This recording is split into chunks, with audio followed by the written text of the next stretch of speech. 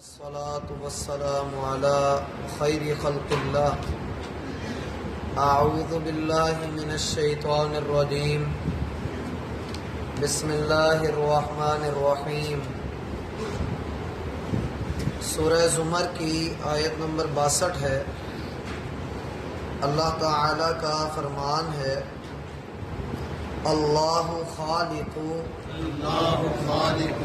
اللہ ہی خالق ہے، کل شیء، ہر چیز کا،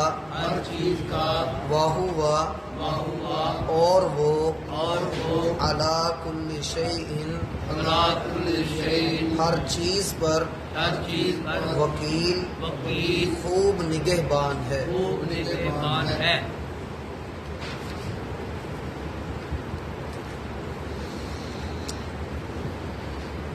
احباب گرامی، پچھلی چند آیات میں اللہ تعالی نے انسانوں کے ان دو گروہوں کا ذکر فرمایا جن میں سے ایک کامیاب ہے اور دوسرا ناکامی کو اپنا مقدر بناتا ہے. اور ان دونوں گروہوں کے تذکرے کے ساتھ اللہ تعالی نے قرآن حکیم کی سب سے پر امید آیت یا عبادی الذین اسرفوا علی انفسہم لا تقنطوا من رحمت اللہ، کہ اے میرے بندو جنہوں نے اپنی جان پر ظلم کیا ہے وہ اللہ کی رحمت سے مایوس مت ہو. اس آیت کو بھی اللہ تعالی نے بیان فرمایا اور بندوں کو اس بات کا حکم دیا، تعلیم دی کہ اللہ تعالیٰ کی رضا کن کاموں میں ہے. قبل اس سے کہ انسان پر اچانک کوئی عذاب آ جائے اور انسان کے منہ سے کچھ ایسی باتیں نکلیں جو مزید اللہ کو ناراض کر دیں، تو یہ انسان کے لیے فقط گھاٹے کے سودے کے اور کچھ نہیں. اور انجام ذکر کرنے کے بعد جیسا کہ پچھلی آیات میں ہم نے پڑھا کہ جن لوگوں نے اللہ تعالیٰ پر جھوٹ باندھا قیامت والے دن ان کے چہرے سیاہ کر دیے جائیں گے، اور وہ لوگ جو دنیا میں نیکی کرتے رہے، بھلائی کرتے رہے، قیامت والے دن اللہ ان کو نجات دے گا. اللہ ہمارا شمار ایسے لوگوں میں فرمائے. اب ان آیات کے بعد دوبارہ سے توحید کا ذکر شروع ہو رہا ہے، اور اب جو توحید کا ذکر آئے گا اس میں اللہ تعالی انجام کو کھلے انداز میں ذکر فرمائیں گے. سوال بھی ہوں گے اور انجام بھی ذکر کیا جائے گا. اور جب اس صورت کا آخری رکوع شروع ہوگا تو انجام کی وضاحت کی جائے گی کہ اللہ تعالیٰ نے جو انجام ذکر کیا کہ قیامت آ جائے گی، اس قیامت کے آنے کے بعد لوگوں کا کیا حال ہوگا. وہ گنتی کی چند ایک آیات ہیں، 5 آیات ہیں جس میں اللہ تعالیٰ نے ذکر فرمایا ہے کہ انجام کے اعتبار سے لوگ کن کن درجات پر ہوں گے. یہاں پر جو سب سے بنیادی بات اللہ تعالیٰ فرماتے ہیں کہ اللہ خالق کل شیء، اللہ وہ ذات ہے جو ہر شے کو بنانے والا ہے، ہر شے کا پیدا کرنے والا وہی ہے. ہمارے کانوں میں جو جذبہ سماعت ہے، جو قوت ہے سننے کی، اس کو پیدا کرنے والا وہ ہے. زمین کو پیدا کرنے والا وہ ہے. ہر چیز کو پیدا اس نے کیا ہے. سوال آتا ہے کہ اللہ نے یہ بات یہاں کیوں ذکر کر دی؟ اس کا جواب اگلے جملے میں ہے کہ وَهُوَ عَلَى كُلِّ شَيْءٍ وَكِيلٌ، وہ ہر چیز کو خوب اچھے طریقے سے جانتا ہے، اس کی نگرانی کرتا ہے، اس کی حفاظت کرتا ہے، اور پھر اس کو جب چاہے، جہاں چاہے، جیسے چاہے استعمال بھی کر سکتا ہے. فرمایا اللہ خالق کل شیء، اللہ ہر شے کو بنانے والا ہے، اس کا خالق ہے، اس کا مالک ہے۔ گویا کہ مشرکین کے اس عقیدے کا رد ہے جو وہ کہا کرتے تھے کہ ہاں زمین اور آسمان، کائنات، مخلوقات، یہ سب کچھ اللہ نے بنایا، وہ مانتے تھے، وہ اس بات کا انکار نہیں کرتے تھے۔ اللہ تعالیٰ قرآن میں فرماتے ہیں، بلکہ آپ نے پڑھا ہے 21ویں پارے میں، اللہ تعالیٰ فرماتے ہیں وَلَئِن سَأَلْتَهُمْ مَنْ خَلَقَ السَّمَاوَاتِ وَالْأَرْضِ وَسَخَّرَ الشَّمْسَ وَالْقَمَرَ، آپ ان سے پوچھئے کہ آسمانوں کو اور زمین کو کس نے بنایا اور سورج اور چاند کو کس نے مسخر کیا، لا یقولن اللہ، یہ ضرور کہیں گے، حقیقتاً یہ بات کہیں گے، ان کا جواب ہوگا کہ اللہ نے پیدا کیا۔ مانتے تھے کہ زمین و آسمان کا خالق و مالک اللہ ہے، تو پھر لڑائی کس بات کی تھی؟ لڑائی فقط اس بات کی تھی، کہتے تھے کہ اللہ نے بنا کر چھوڑ دیا ہے، اللہ اب ان کی حفاظت اللہ نہیں کرتا، اللہ نے اپنے نیک بندوں کو، نیک ہستیوں کو ان کی حفاظت کا اور اس میں جتنے بھی کام ہیں اللہ نے ان کو ذمہ دے دیا ہے، لہٰذا اب اللہ کے قریب پہنچنا ہے تو پہلے ان ہستیوں کے ساتھ تعلق بناؤ۔ اس لیے انہوں نے 360 بت بیت اللہ کے ارد گرد رکھے ہوئے تھے۔ یہ ارد گرد سے مراد یہ نہیں ہے کہ بت ایسے گھیرے میں رکھے ہوئے تھے، بلکہ ارد گرد کی بستیوں میں ہر ایک نے اپنا معبود بنایا ہوا تھا۔ اللہ فرماتے ہیں کل حزب بما لدیہم فرحون، ہر گروہ کے پاس جس کو وہ لے لیتا تھا، جس چیز پر وہ راضی ہوتا تھا اسی پر رہتا تھا، اللہ کا کوئی درجہ ہی نہیں تھا ان کی نظروں میں۔ وہ یہی خیال کرتے تھے کہ اللہ تک پہنچنا بڑے مشکل ہے، ناممکن سی بات ہے، اس لیے وہ نیک لوگوں کو اونچے اونچے درجات اپنی طرف سے دیا کرتے تھے۔ اللہ تعالیٰ قرآن میں ان سے پوچھتے ہیں کہ بتاؤ یہ جو تم نے ان کو درجات دیے ہیں، ایتونی بکتاب من قبل ھذا او اثارۃ من علم ان کنتم صادقین، تم اللہ کی نازل کردہ کتابوں میں سے تورات، زبور، انجیل یا ابراہیم کے صحیفے یا موسیٰ کے صحیفے، ان میں سے کوئی ایسی بات نکال کر دکھا دو کہ اللہ نے ان کو یہ ذمہ داریاں دی ہیں، یا یہ کہ پہلے لوگوں میں سے جو روایات آ رہی ہیں ان میں سے کوئی پکی دلیل ہو کہ اللہ نے ان ہستیوں کو کوئی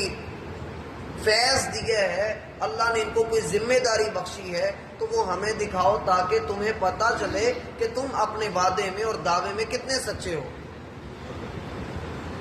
اور ایک جگہ پر قرآن جواب دیتا ہے کہ وہ کبھی بھی ایسا نہیں کر سکیں گے، جیسا کہ فرمایا وَإِن كُنتُمْ فِي رَيْبٍ مِّمَّا نَزَّلْنَا عَلَىٰ عَبْدِنَا فَأْتُوا بِسُورَةٍ مِّن مِّثْلِهِ وَادْعُوا شُهَدَاءَكُم مِّن دُونِ اللَّهِ إِن كُنتُمْ صَادِقِينَ، اگر تمہیں شک ہے کہ یہ سورت، یہ قرآن ہم نے اپنے بندے پر نازل کی ہے، تو پھر تم اپنی ساری قوتوں کو جمع کر کے لے آؤ اور پھر اس جیسی ایک سورت بنا دو۔ فَإِن لَّمْ تَفْعَلُوا وَلَن تَفْعَلُوا، نہ تم کبھی ایسا کر سکتے تھے نہ کبھی ایسا کر سکو گے۔ اللہ خالق کل شیء، اللہ ہر چیز کو بنانے والا ہے، ہر چیز کو پیدا کرنے والا ہے۔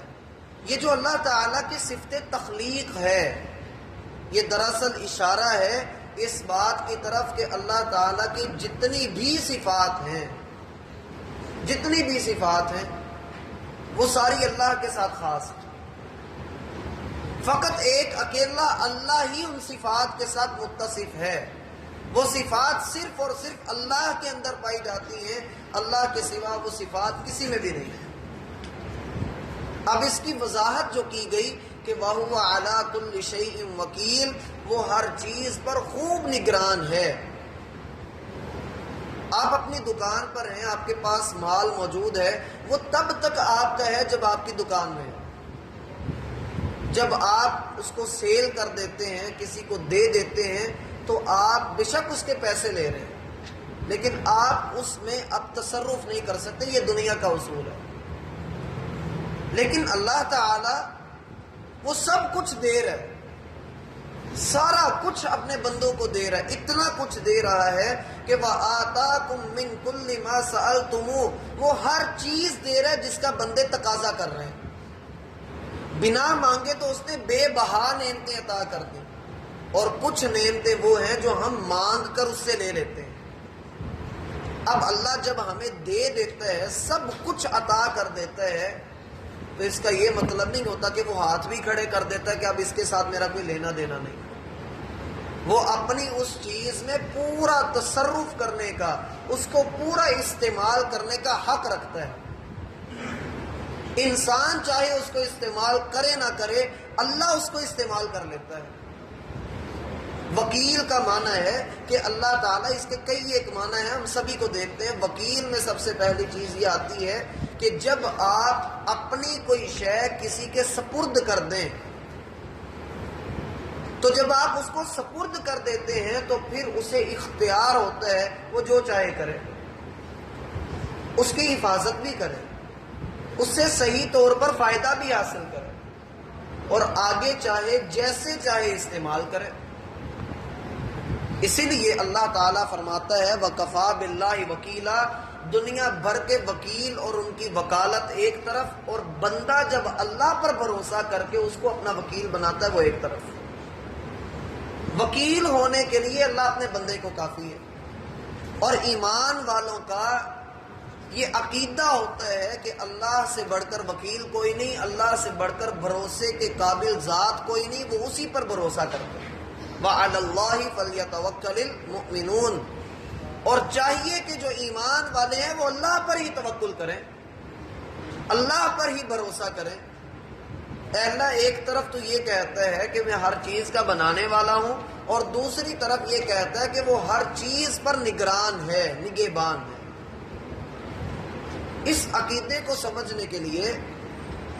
نبی علیہ الصلوۃ والسلام کی ایک حدیث ہے۔ آپ علیہ الصلوۃ والسلام فرماتے ہیں الا کلکم راع وکلکم مسئول عن رعیتہ، تم میں سے ہر ایک کو اللہ نے نگران مقرر کیا ہے، اور کل قیامت کے دن اس کی نگرانی کے بارے میں اس سے سوال کیا جائے گا۔ پھر آپ نے اس کی تفصیل بتلائی کہ آدمی سے اس کی بیوی اور اس کی اولاد کے بارے میں سوال کیا جائے گا، اور بیوی سے اس کے بستر اور اس کے مال کے بارے میں سوال کیا جائے گا،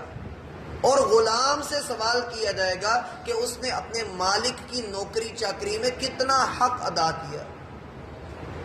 ان تین نقطوں کو بیان کرنے کے بعد اللہ کے رسول صلی اللہ علیہ وآلہ وسلم نے پھر فرمایا کہ تم میں سے ہر ایک نگران ہے، اور اس کی نگرانی کے متعلق اس سے سوال کیا جائے گا۔ اللہ تعالی ہمارا نگران ہے، اور جب وہ خود کہتا ہے کہ میں تمہارا نگران ہوں، تمہارا نگہبان ہوں، وہ ہماری نگرانی کرتا ہے، ہماری نگہبانی کرتا ہے۔ نگرانی یہ کہ وہ ہر عمل کو دیکھ رہا ہے، جانتا ہے، کتنا ہی خوبصورت عمل کیوں نہ ہو، اگر دل میں اخلاص نہیں تو اسے پتہ ہے، وہ سینے میں چھپے ہوئے راز کو جانتا ہے۔ اور اگر کوئی بندہ حرکت نہیں کر سکتا،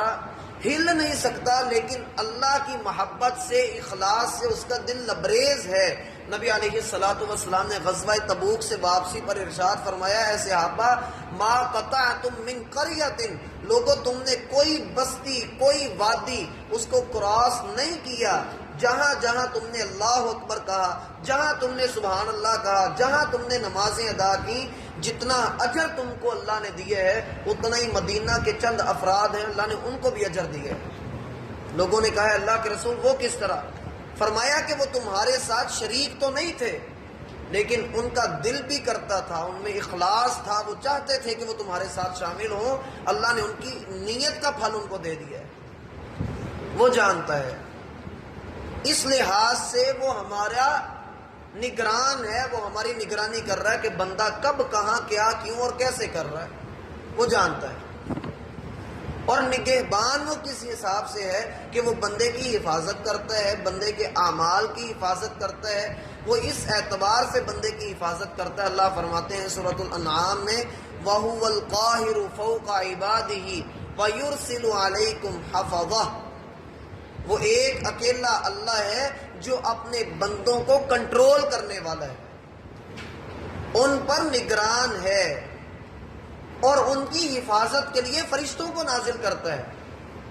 یہ بھی ایک تفصیل والا نقطہ ہے کہ اللہ بندوں کی حفاظت کے لیے فرشتوں کو کیسے بھیجتا ہے۔ کیا خاص بندوں کے لیے بھیجتا ہے یا سب کے لیے بھیجتا ہے؟ خاص طور پر تو وہ بھیجتا ہی ہے، لیکن عام طور پر بھی اپنے بندوں کی حفاظت کے لیے وہ فرشتوں کو نازل کرتا ہے۔ اکثر ہم موت کو بہت قریب دیکھ لیتے ہیں اور ہم یوں بچ جاتے ہیں کہ اگر بال برابر بھی فرق رہ گیا ہوتا تو شاید ہم اس جہان سے گزر گئے ہوتے، لیکن وہ حفاظت کرنے والا ایک اکیلا اللہ، جس نے لقمے لکھ دیے، سانس لکھ دیے، جس نے زندگی کے دن اور راتیں لکھ دی ہیں، وہ بندے کو وقت سے پہلے لے کر نہیں جاتا۔ وَهُوَ عَلَى كُلِّ شَيْءٍ وَكِيلٌ، وہ ہر چیز پر خوب نگران ہے۔ اور یہاں پر یہ بات بھی سمجھ لیں کہ اللہ کی جتنی بھی صفات ہیں وہ چاہے ہمارے علم میں ہوں یا نہ ہوں، کم از کم 99 صفات کا ہمیں علم ہونا چاہیے۔ کم از کم ان للہ 99 اسماء من احصاها دخل الجنہ، اللہ کے 99 نام ہیں جو ان کو یاد کرے گا، ان کی حفاظت کرے گا، ان کے حقوق ادا کرے گا، ان کو سمجھے گا، جنت میں داخل کر دیا جائے گا۔ فقط یاد نہیں کرنا، یہاں پر احصا کے الفاظ آئے، احصا کا معنی ہوتا ہے ان کی حفاظت کرنا، اور اگر یہاں پر الفاظ آتے من حافظھا کہ جو اللہ کے اسماء کو ویسے یاد کر لیتا تو پھر ان کو یاد کرنا کافی ہوتا، لیکن اصل میں ہے ان کی حفاظت کرنا، ان کے تقاضوں کو سمجھنا۔ نبی علیہ الصلوۃ والسلام کی ایک حدیث ہے، آپ دعا کیا کرتے تھے اللہ سے، لمبی دعا ہے، اس میں ایک ٹکڑا یہ آتا ہے اسألک بِاسْمٍ، اے اللہ میں اس نام کے ساتھ تجھ سے سوال کرتا ہوں جو تیرا سب سے عظیم نام ہے۔ اسألک بِاسْمٍ هُوَ لَكَ سَمَّيْتَ بِهِ نَفْسَكَ، اے اللہ اس نام کے ساتھ بھی، اس نام کے صدقے سے تجھ سے سوال کرتا ہوں جو تو نے اپنا نام رکھا ہے، اور اللہ کا نام ذاتی نام اللہ ہے۔ او انزلتہ فی کتابک، یا ہر اس نام کا واسطہ تجھے دیتا ہوں جو تو نے اپنی کتاب کے اندر نازل کیا۔ او انزلتہ فی کتابک او علمتہ احدا من خلقک، اور اس نام کے صدقے سے بھی تجھ سے سوال کرتا ہوں جو تو نے اپنی مخلوقات میں سے جس کو جس زبان میں سکھایا ہے۔ او استأثرت به فی علم غیب عندک، اور ہر اس نام کے صدقے سے بھی تجھ سے سوال کرتا ہوں جو تو نے کسی کو بھی نہیں بتایا اور صرف تو اکیلا ہی جانتا ہے۔ بندہ جب ان ناموں کا اللہ کی صفات کا واسطہ وسیلہ ڈالتا ہے تو اس عقیدے کے ساتھ ڈالے، اس عقیدے کو رکھے کہ اللہ کی جتنی بھی صفات ہیں ہر قسم کے عیب، خامی اور نقص سے مبرہ ہیں، وہ اس طرح پاک ہے جیسا اس کی شان کے لائق ہے۔ اللہ خالق کل شیء وہو علی کل شیء وکیل، اللہ ہر چیز کو پیدا کرنے والا ہے، پھر وہ ہر چیز پر نگران بھی ہے۔ اب اس نگرانی کو اور ان دونوں جملوں کو جوڑ کر دیکھیے تو اللہ تعالیٰ دراصل یہ بتا رہے ہیں کہ لوگوں جن چیزوں کو اللہ نے پیدا کیا ہے کل کو اللہ نے ان سے پوچھنا بھی ہے، ان سے سوال بھی کرنا ہے، جیسا کہ حدیث میں آتا ہے صحیح بخاری میں، نبی علیہ الصلوۃ والسلام فرماتے ہیں کہ اللہ تعالیٰ قیامت والے دن انصاف کرے گا، اور ایسا انصاف کرے گا کہ دنیا میں اگر کسی بکری نے جس کے سینگ نہیں تھے اور اس کو ایک سینگ والی بکری نے ٹکر ماری ہوگی، قیامت والے دن اللہ بغیر سینگ کے بکری کو سینگ عطا کرے گا اور کہے گا کہ اس دوسری بکری سے اپنا بدلہ لے، اللہ بدلہ دلوا دے۔ اور جامع ترمذی میں آتا ہے کہ قیامت والے دن اللہ تعالی آدم کے بیٹے کو پاؤں کی مٹی سے ہلنے نہیں دیں گے جب تک اللہ اس سے 5 سوال نہ کر لے۔ اللہ تعالی لا تزول قدم ابن آدم حتی یسأل عن خمس، اللہ 5 باتوں کے بارے میں جب تک سوال نہیں کریں گے اللہ اس کو ہلنے نہیں دیں گے۔ سب سے پہلا سوال ہوگا عن عمرہ فیما افنا، کہ تم نے اپنی عمر کہاں بسر کی، کن کاموں میں گزاری، وعن شبابہ فیما ابلا، اور تمہاری جوانی بڑھاپے میں کیسے بدلی، تمہاری جوانی کن کاموں میں گزری، وعن مال من این اکتسبتہ ومن این انفقتہ، کہ تم نے اپنا مال کہاں سے کمایا اور کہاں پر اس کو خرچ کیا، اور 5واں سوال یہ ہوگا کہ جتنا تمہیں علم تھا اللہ کی شریعت کے بارے میں کیا تم نے اس پر عمل بھی کیا۔ ان 5 باتوں کے بارے میں سوال ہوگا۔ اور وکیل میں توکل کا معنی بھی ہے کہ بھروسہ اس پر کیا جائے،